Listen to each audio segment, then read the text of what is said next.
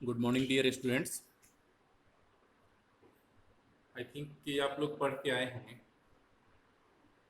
पढ़े होंगे और जाके आप लोगों को समझ में आया होगा।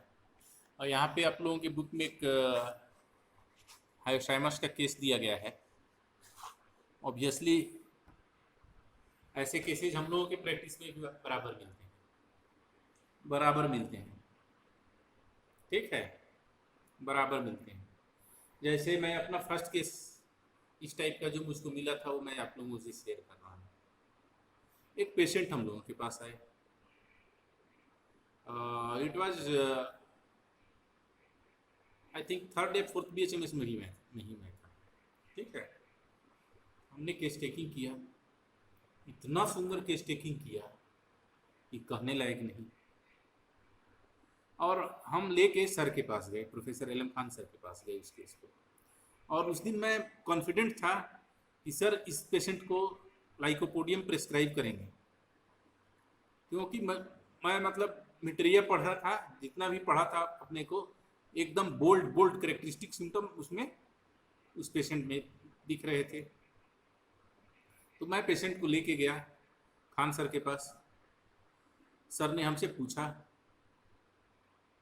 उसके बाद पेशेंट से पूछा, उसके बाद पेशेंट से पूछते हैं सर कि अच्छा आप कोई मेडिसिन आजकल ले रहे हैं क्या, कोई मेडिसिन खा रहे हैं क्या? तो बोला जी सर, हमको थोड़ा गैस वगैरह हो रहा था, तो एक तो हमारे पड़ोस के मतलब हैं, वो थोड़ा बहुत होम्योपैथी जानते हैं, तो हमको एक मेडिसिन दिए खाने के लिए। तो कितना दिन से खा रहे हैं?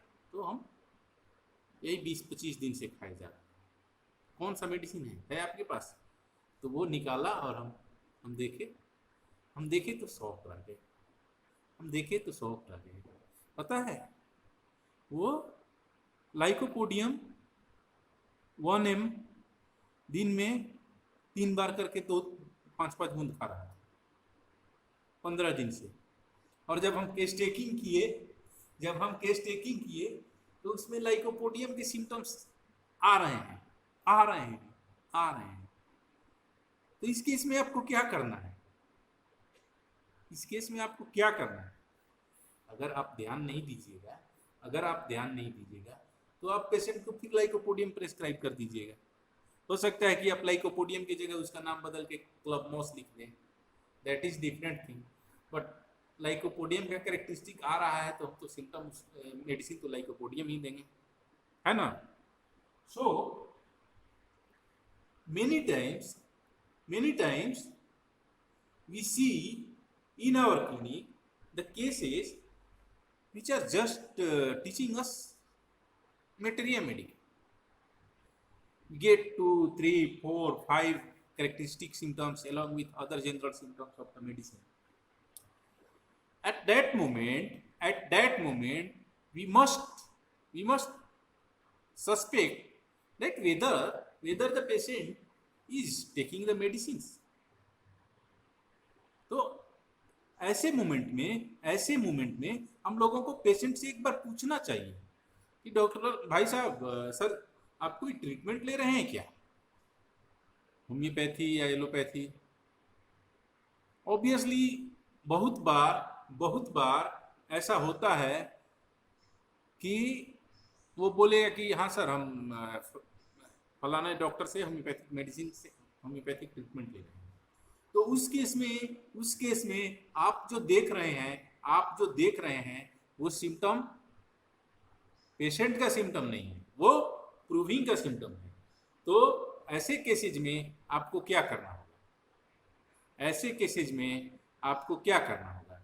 ऐसे केसेज में आपको ध्यान देना होगा हैनीमैन का जो गाइडलाइन है एफोरिज्म 91-92 के आसपास, कि अगर पेशेंट कोई और मेडिसिन ले रहा है और उसको बहुत ज़्यादा सफरिंग नहीं हो रहा है, तो उसको सम नॉन मेडिकेटेड पाउडर देके छोड़ देना है और 8 दिन, 10 दिन, 15 दिन, 20 दिन, 1 महीने के बाद बुलाना है, तब तक कि उस मेडिसिन का इफेक्ट ख़त्म हो जाए, प्रूविंग सिम्टम्स चली जाएं, और उसके बाद जो सिम्टम्स आता है उस पर केस टेकिंग करके आपको मेडिसिन देना है। सो माय फ्रेंड्स, जरूरी नहीं है कि जो दिख रहा है वो सच ही हो। लाइकोपोडियम की इतने सारे पिक्चर देखने के बाद, that case was a really very bad case. Lycopodium 1M TDS करके वो लगातार 15 दिन से पेशेंट ले रहे थे, और इवन 6 महीने तक हम लोग इंतजार करते रहे, बट 6 महीने में भी वो पेशेंट कंप्लीटली ठीक नहीं हुए, सिम्टम्स अलग देना नहीं शुरू किए। सो एक बात ख्याल में एकदम माइंड में बढ़िया से बैठा लीजिएगा कि ये कहना कि होम्योपैथिक मेडिसिन का अनडिजायरेबल इफेक्ट या साइड इफेक्ट नहीं होता है, ये शायद नहीं बल्कि एकदम गलत है। हम प्रूविंग कर रहे हैं तो सिम्टम्स डेवलप हो रहा है, इफेक्ट तो हो रहा है, इफेक्ट तो हो रहा है। ये इफेक्ट, साइड इफेक्ट का मतलब क्या होता है? Undesirable effect. ये इफेक्ट हमको जरूरत था, ये इफेक्ट का जरूरत नहीं था। सो हाई पोटेंसी में मेडिसिन का, या लो पोटेंसी में भी मेडिसिन का अगर फ्रिक्वेंट रिपीटेशन करते हैं तो वो चेंज लाते हैं कॉन्स्टिट्यूशन में, वो कॉन्स्टिट्यूशन में चेंज लाती हैं। इस चीज के लिए आप लोग एकदम निश्चिंत रहिए। सो नेक्स्ट टाइम से जब आप केस टेकिंग कर रहे हो और आपको ऐसा दिख रहा है पेशेंट में कि कोई मेडिसिन का सिम्टम, किसी मेडिसिन का सिम्टम कंटिन्यूअस आप देख रहे हैं कि वो दिए जा रहा है, एकदम लग रहा है कि सारा क्लासिकल सिम्टम्स आ रहा है उसमें, तो वहाँ पे आपको जो है एक बात को निश्चित रूप से ध्यान में रखना पड़ेगा कि पेशेंट जो है प्रूविंग के अंदर तो नहीं जा रहा है, कोई मेडिसिन तो नहीं ले रहा है। ठीक है।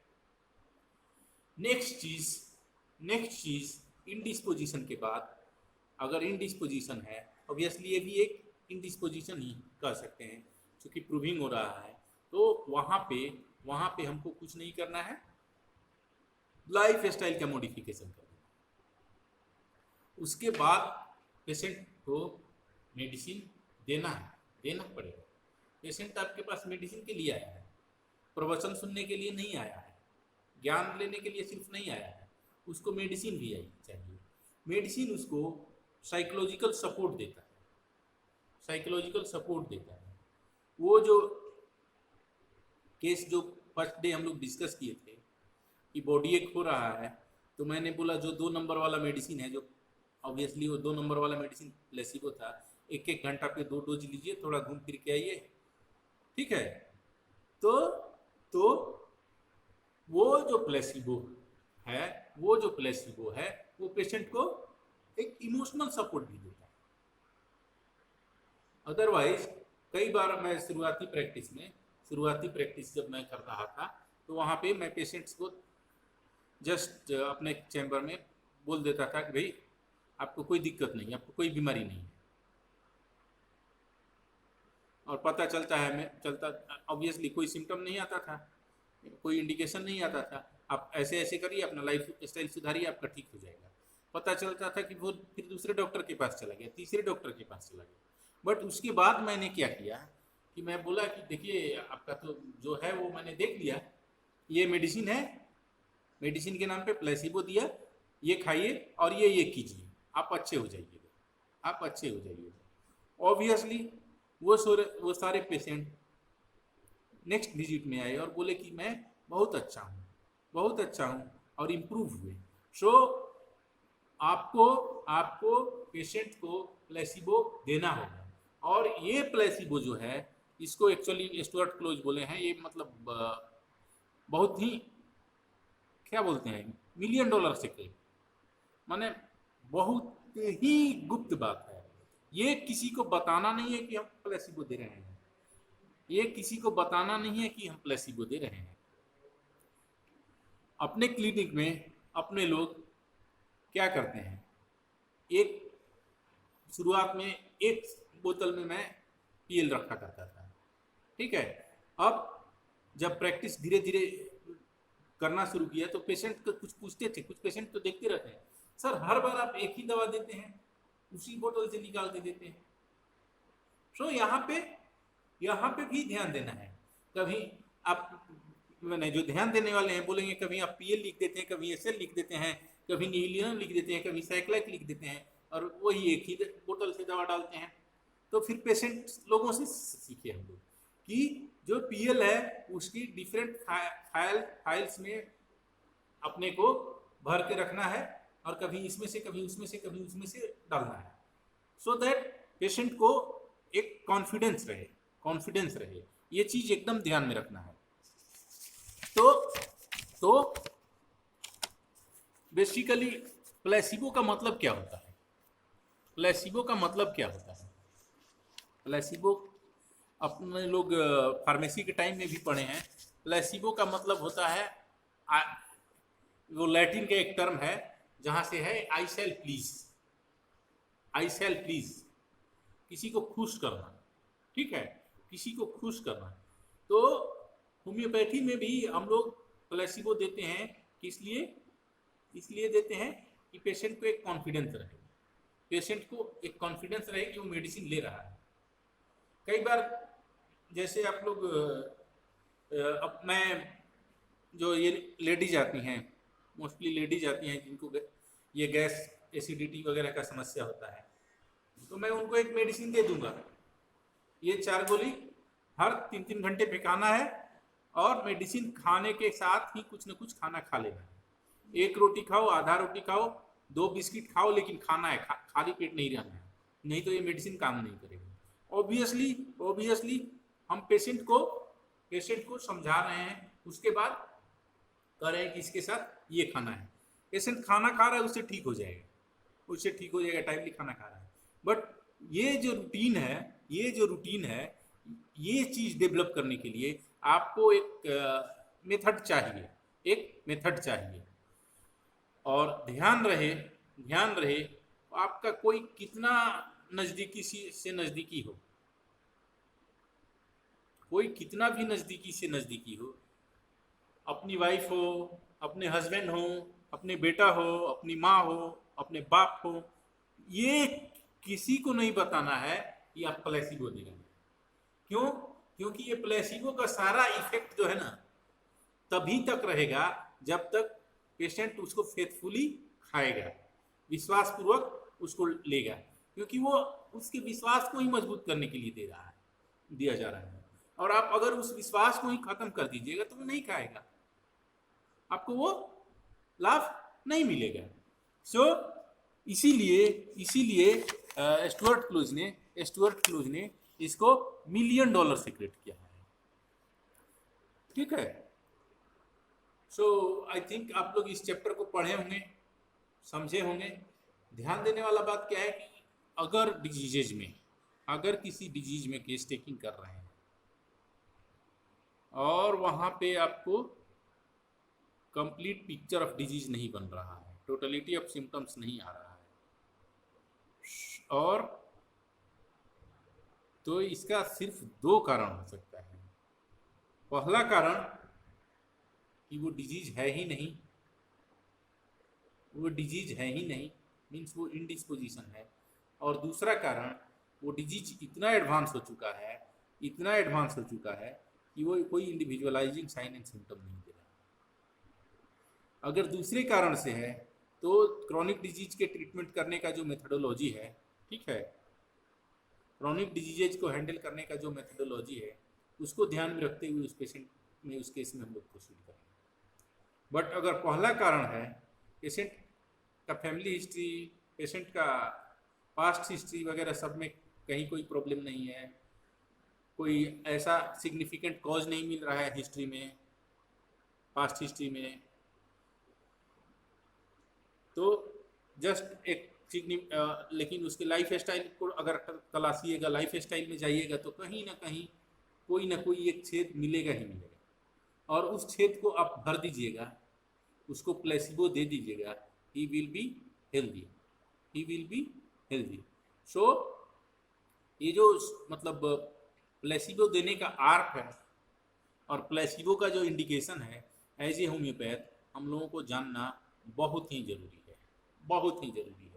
और इस सीक्रेट को किसी से शेयर नहीं करना है।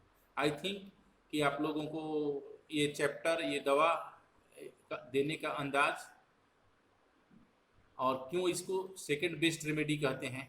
Obviously first best remedy is indicated remedy, first best remedy is indicated remedy.